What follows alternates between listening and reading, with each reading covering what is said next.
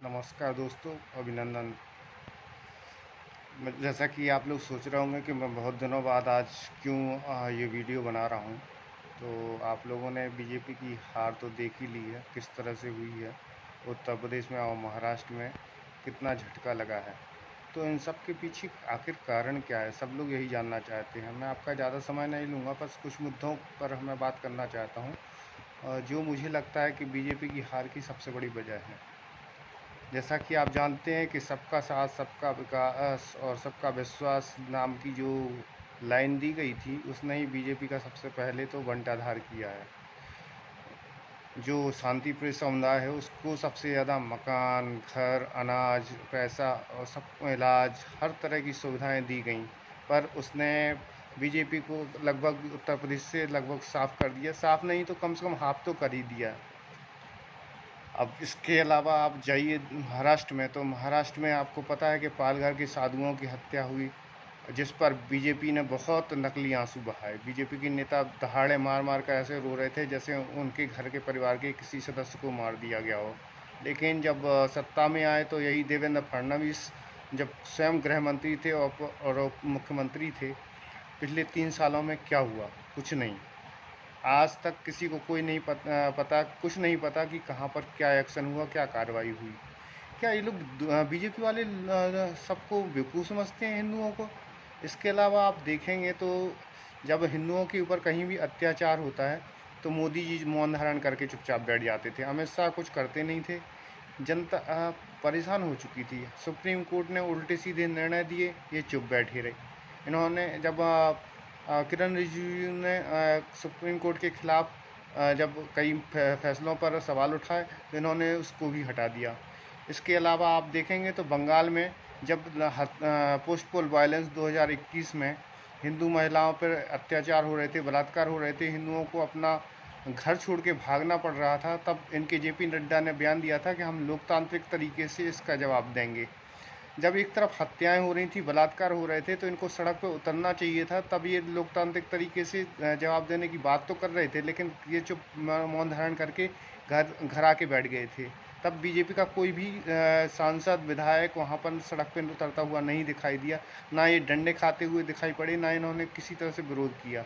और जिसका परिणाम ये हुआ कि ये तो लोकतांत्रिक तरीके से विरोध नहीं कर पाए, लेकिन 2024 के चुनाव में इतना सब कुछ करने के बावजूद भी, इतना प्रचार और सब कुछ करने के बावजूद भी लोगों ने, वहाँ के हिंदुओं ने लोकतांत्रिक तरीके से बीजेपी को जवाब दिया और ये 18 से 11 पे पहुँच गए। तो बीजेपी ने जो कुछ गलतियां की हैं उसकी वजह से इनको सज़ा भुगतनी पड़ रही है। आप देखिए नुपुर शर्मा का जहां पर इनको सपोर्ट करना चाहिए था, वहीं पर इन्होंने नुपुर शर्मा को पार्टी से निकाल दिया।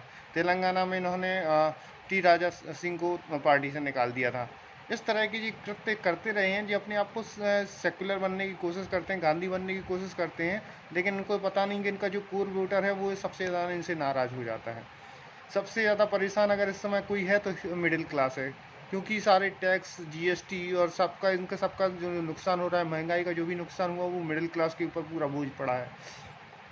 मिडिल क्लास के पूरे जो कमाई के पैसे थे वो टैक्स से ले लेकर, और इन्होंने शांतिप्रिय समुदाय के लोगों को फ्री में, मुफ्त में अनाज और घर और शौचालय बांटने का काम किया, जिन्होंने इनको एक वोट नहीं दिया। इसके अलावा आप देखेंगे तो नूपुर शर्मा के साथ जो घटना हुई उसमें इन्हें पूरी तरह से बीजेपी को खुलकर के नूपुर शर्मा के सपोर्ट में आना चाहिए था, लेकिन मोदी जी ने उनको पार्टी से ही निकाल दिया। इन सब चीज़ों का परिणाम ये है कि आज लोग नाराज़ हैं। मिडिल क्लास को आप देखें तो जो लाखों करोड़ों रुपए की फीस आप दे रहे हैं, मिडिल क्लास अपने बच्चों को पढ़ा रहा है, और उसके बाद वो पकौड़ा तलने का रोजगार करेगा। आप बोलते हैं कि यार पकौड़ा तलना भी रोजगार है, तो लाखों रुपए की फीस देकर कॉलेज में वो एजुकेशन क्यों ले रहा है? क्या पकौड़ा तलने के लिए, रोजगार करने के लिए वो ले रहा है? फिर उसके बाद पढ़ाने की जरूरत क्या है? आप फिर बच्चों को 5वीं पास करा दीजिए, बस उनको जोड़ भागी गुणा भाग आना चाहिए, बस इतना ही तो ज़रूरत है पकौड़ा तलने के लिए और दुकान चलाने के लिए। तो इसके लिए फिर आगे इंजीनियरिंग करने की, एमबीए करने की, दुनिया भर की एजुकेशन लेने की ज़रूरत क्या है? तो बीजेपी ने कभी भी नब्ज पर हाथ नहीं रखा। उनको कभी भी ये समझ नहीं आया, सत्ता के मद में ये लोग भूल गए थे कि इनको किस तरह से सरकार चलानी है, किसको इनको हाथ में लेना है, किस तरह से इनको मिडिल क्लास का ध्यान रखना है। आपने बोला कि आपने विकास किया, आपने आपने एयरपोर्ट बनाए हायर क्लास के लिए, आपने सड़कें बनाई तो आपने टोल टैक्स इतना महंगा कर दिया कि आम आदमी गाड़ी लेके नहीं निकल सकता है। जो बसों में जा ट्रैवल करता है उसको किराया इतना ज़्यादा देना पड़ रहा है। डीजल पेट्रोल की कीमत चलिए मान लेता है इंटरनेशनल प्राइस की वजह से बहुत ज़्यादा है, लेकिन माफ़ कीजिए लेकिन फिर भी आप कुछ तो कर सकते थे। हमारे मध्य प्रदेश में यहाँ पर 110 रुपये लीटर आज भी पेट्रोल बिक रहा है। आपको विश्वास नहीं तो आप जाकर चेक कर लीजिए।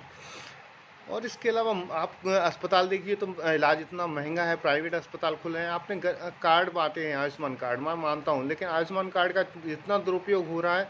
वहाँ पर 50,000 रुपये का इलाज होता है और 5 लाख रुपए का बिल बनाया जाता है आयुष्मान कार्ड से लेने के लिए। कितना भ्रष्टाचार उसमें मचा हुआ है आपको शायद पता भी नहीं है। आप अस्पतालों में जाकर आप देख लीजिए। मेरी बात अगर गलत निकला है तो आप मुझे यहीं पर गालियाँ दीजिए, मैं आपको कभी मना नहीं करूँगा।